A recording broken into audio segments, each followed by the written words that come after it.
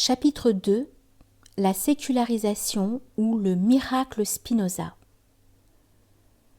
Il nous semble que Spinoza, dont on ne mesure pas assez l'influence et la portée philosophique, semble être le représentant par excellence de la modernité, entendu comme processus de rationalisation et surtout de sécularisation du monde, amorcé avec l'humanisme de la Renaissance et la révolution scientifique galiléenne. Il est en effet courant, et à juste titre, d'attribuer la paternité de la philosophie moderne à Descartes, en ce sens qu'il apporte non pas de nouvelles idées, mais une nouvelle façon de penser, qui bouleverse les conceptions traditionnelles. Mais c'est sans doute son disciple dissident, Spinoza, qui est le principal théoricien et artisan de la désacralisation de l'univers. L'histoire de la sécularisation du monde est, dans une large mesure, l'histoire de ce philosophe. Aussi convient-il d'en parler brièvement. Précisons toutefois qu'il n'est pas aisé de retracer la vie de Spinoza tant les sources biographiques divergent à son sujet, à commencer par ses origines et les différentes personnes qui ont exercé une quelconque influence sur lui. Signalons aussi que la vie et l'œuvre de Spinoza ont fait l'objet d'une multitude de légendes. Parmi elles, celle d'un philosophe ascète et solitaire qui correspond au portrait du sage. C'est en effet sous les traits du sage que Frédéric Lenoir le présente dans son best-seller « Le miracle Spinoza ». S'il est vrai qu'il ne cherchait pas les honneurs, il fut néanmoins au cœur d'un réseau d'amis et de disciples. Quant à sa sobriété, elle n'a rien d'un ascétisme et peut probablement s'expliquer par la phtisie dont il souffrait. C'est aux Pays-Bas, terre d'asile pour ceux qui fuyaient les persécutions politiques et religieuses, que Baruch Spinoza vit le jour en 1632 dans une famille de juifs maranes. Son père, Michael, était un commerçant très pieux, qui faisait partie des principaux soutiens financiers de la congrégation Talmud Torah. Il était aussi membre des Parnassium du Bet Din ou Mahamad, le conseil directeur de la communauté qui se charge notamment de nommer les rabbins. Après le décès de sa première femme, il épouse Anna, qui lui donne Myriam et Baruch. Ce dernier perdra sa mère alors qu'il n'a pas encore 6 ans. Baruch reçoit une éducation religieuse et très tôt inscrit à l'école juive de la synagogue où il apprend à lire la Bible en hébreu en même temps qu'il aide son père dans le négoce. Le rabbin Mortera, avec lequel il entrera en conflit plus tard, portait toute son attention sur le jeune Baruch, en qui il voyait un digne successeur. Mais c'est certainement le rabbin et kabbaliste Ménassé Ben Israël qui exerça une influence profonde sur Spinoza, en qui il avait discerné un esprit exceptionnel. Déjà à son adolescence, il émettait des interrogations qui ne manquaient pas d'embarrasser les plus doctes d'entre les Juifs. Il demeurait, cela dit, prudent dans ses doutes et ses questionnements, car les écarts doctrinaux n'étaient aucunement tolérés.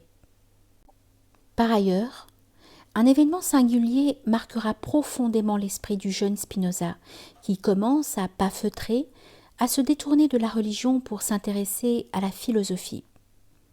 L'épreuve du libre penseur Uriel d'Acosta. Ce dernier reçut une peine publique de 39 coups de fouet, infligés par les Parnassium, les Parnassim, pour avoir nié la loi révélée et l'immortalité de l'âme. Il se suicide en 1640. Progressivement, Spinoza abandonne donc ses études juives et se met à fréquenter des cercles de chrétiens libéraux qui lui font connaître, en particulier la philosophie, notamment celle de son contemporain René Descartes, ayant également trouvé refuge aux Pays-Bas. En effet, en ce milieu du XVIIe siècle, la Hollande constitue un foyer intellectuel qui attire savants et étudiants de toute l'Europe.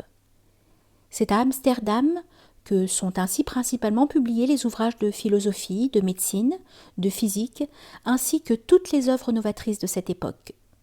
C'est dans cette ambiance intellectuelle que Spinoza va faire, selon certaines sources biographiques, une rencontre décisive pour le restant de sa vie, celle de Franciscus van den Enden. Ce personnage iconoclaste, professeur de latin et de grec, ancien jésuite exclu de la compagnie pour erreur doctrinale, est connu pour sa déroutante liberté d'esprit. Rencontrant beaucoup de succès, les familles aisées confient à Van den Enden l'instruction de leur enfant. Avant qu'on ne s'en rende compte qu'au lieu d'enseigner le latin, il plantait dans l'esprit des jeunes les graines de l'athéisme.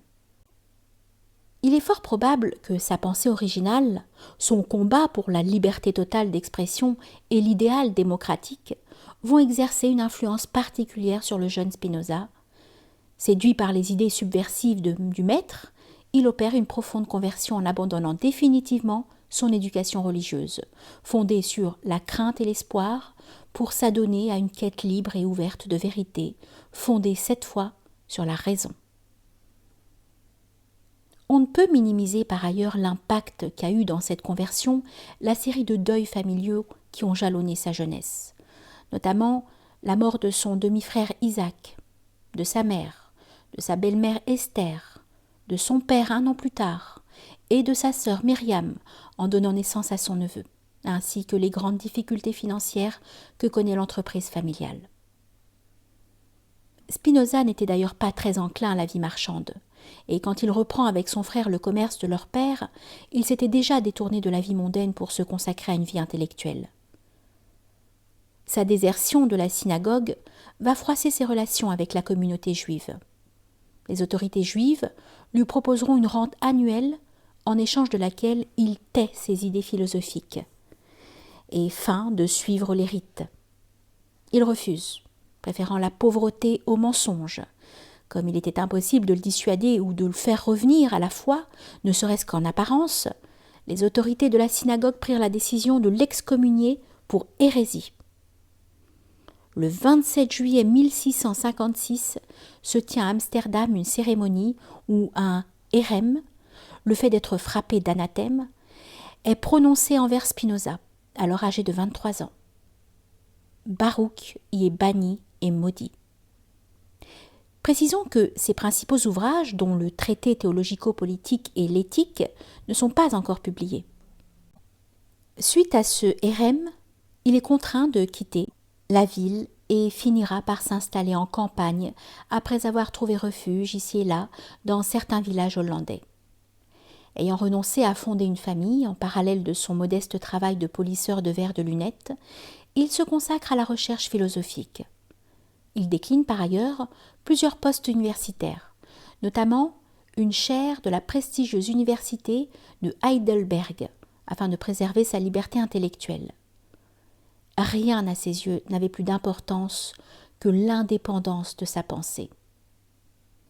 Il vécut toute sa vie dans une relative pauvreté, à tel point qu'au lendemain de sa mort, il fallut que certains amis, dont Leibniz, assument les frais de ses funérailles. Spinoza n'a jamais quitté les Pays-Bas, où il meurt le 21 février 1677, à l'âge de 45 ans. Les épreuves qu'il a subies et le contexte politico-religieux dans lequel il a évolué vont le conduire à remettre radicalement en cause le bien fondé de la religion et à s'interroger spécifiquement sur la nature du rapport entre le religieux et le politique. L'Église devait-elle gouverner l'État ou bien l'État l'Église ? Cette interrogation va structurer toute la pensée politique moderne. La philosophie spinoziste est affectée par une blessure intellectuelle infligée par l'intolérance religieuse qui sévissait à son époque. Et c'est précisément de cette lésion que naît cette interrogation et son combat pour la séparation des ordres religieux et politiques, car la religion, telle qu'elle apparaissait en son temps, n'était à ses yeux qu'une superstition organisée, bien qu'il lui reconnût une certaine efficacité morale dans la conduite des masses. Ainsi, va-t-il se lancer dans une attaque contre la matière traditionnelle, contre la manière traditionnelle de concevoir la religion, la prophétie, les miracles, en relançant à nouveau une enquête historique sur les textes sacrés. La conclusion la plus audacieuse, la plus significative et sans doute la plus choquante à son époque, à laquelle il aboutit, est que les Saintes Écritures ne sont au demeurant qu'une simple production humaine. Ses ouvrages les plus importants précités deviendront, pour ainsi dire, les nouvelles Bibles de la modernité. Aussi convient-il d'en dire un mot pour comprendre comment s'articule la pensée spinoziste dans ses grandes lignes. Dans l'éthique, Spinoza rompt radicalement avec la vision traditionnelle de la divinité, en identifiant Dieu à la nature. Dieu n'est ainsi rien d'autre que la nature. La providence divine, autrement dit, se manifeste entièrement dans l'ordre naturel. Le Dieu de Spinoza n'est pas un Dieu personnel qui poursuit une fin, il est une substance constituée par une infinité d'attributs, chacun d'eux exprimant une essence éternelle et infinie. Il est cause de soi, causa sui, ce qui n'est pas sans poser problème, car pour causer, il faut être. Spinoza s'affranchit ainsi des conceptions monothéistes qui présentent l'homme à l'image du divin. Dieu, selon lui, est impersonnel, dépouillé de toute volonté de poursuivre tel ou tel dessein particulier. La nature dit tout de Dieu. Elle épuise la réalité divine. Dieu est donc l'ensemble des éléments et des produits finis de la nature. Il se révèle intégralement dans l'enchaînement des causes à effet de la nature et est dépourvu de toute transcendance. Spinoza place toute la réalité dans la matière, ce qui à proprement parler constitue le matérialisme. Petite note. Spinoza réduit la matière à ce qui tombe sous les sens, en lui reconnaissant des propriétés qui en réalité ne peuvent aucunement lui appartenir, car dans la perspective traditionnelle, la matière n'est qu'un support qui reçoit sa forme ou sa qualité d'une réalité supérieure. Lire à ce propos les premiers chapitres de Le règne de la quantité, les signes des temps de René Guénon. Fin de la note. Étant purement immanent, Dieu finit par être à la portée de la raison humaine et peut ainsi être connu et étudié de façon scientifique. Son monisme philosophique, qui n'est au fond qu'un pur concept mental, fournira le contenu doctrinal de l'encyclopédisme des Lumières, qui caractérise le sol cognitif de la modernité. L'entreprise intellectuelle de Spinoza répond à une urgence pratique et vise à désamorcer la charge sacrée des écritures bibliques pour résilier le lien entre le religieux et le politique, en opérant une claire distinction entre ce qui relève de la foi et ce qui relève de la raison. Le traité, quant à lui, tire toutes les implications sociopolitiques de l'éthique. C'est une forme de plaidoyer pour la liberté d'expression et de conscience. Partant de ce que l'éthique avait postulé sur Dieu, la nature et l'être humain, le traité aspire à voir une politique de la raison et de la liberté se substituer à la politique de l'espoir et de la crainte sur laquelle reposent, selon lui, toutes les superstitions religieuses. Contrairement à l'éthique, le traité est un ouvrage rédigé sous une plume passionnée, voire indignée, qui prend la défense de la vraie religion, celle qui repose uniquement sur la raison et sur un simple code de comportement moral. C'est une œuvre polémique examinant, avec parfois un simplisme déroutant, les fondements historiques, psychologiques, textuels et politiques de la religion traditionnelle ou populaire. Ces deux œuvres complémentaires semblent dire au fond que plus une personne est libre et plus rationnelle elle sera dans ses croyances, moins elle sera encline à devenir prisonnière des superstitions et des autorités religieuses. D'où cette dichotomie artificielle entre le religieux et le politique, et cette volonté obsessionnelle de distinguer le temporel du spirituel, qui est symptomatique de la conscience moderne et qui témoigne au demeurant d'une incapacité de saisir l'unité principielle sur laquelle repose la multiplicité du monde manifesté. L'entreprise intellectuelle de Spinoza consiste à conduire les obsèques du Dieu d'Abraham pour lui substituer le Dieu des philosophes, ou autrement dit, la déesse raison, en usant essentiellement d'un arsenal scientifique qui ne suffira pas à le préserver des contre-vérités et de terribles confusions sémantiques dans son enquête historique sur la Bible, et en particulier l'Ancien Testament. Mais ce qui semble avoir échappé à Spinoza, dans son opiniâtreté à séparer les ordres religieux et politiques, est que la désacralisation des écritures religieuses a créé les conditions de la sacralisation de l'État, auquel il accorde un pouvoir quasi absolu. En voulant faire contrôler la religion par l'État, il lui a échappé que l'État pouvait devenir une religion avec ses cultes et ses cérémonies. Et le paradoxe d'une approche aussi rationnelle est qu'elle a permis à l'irrationnel d'advenir.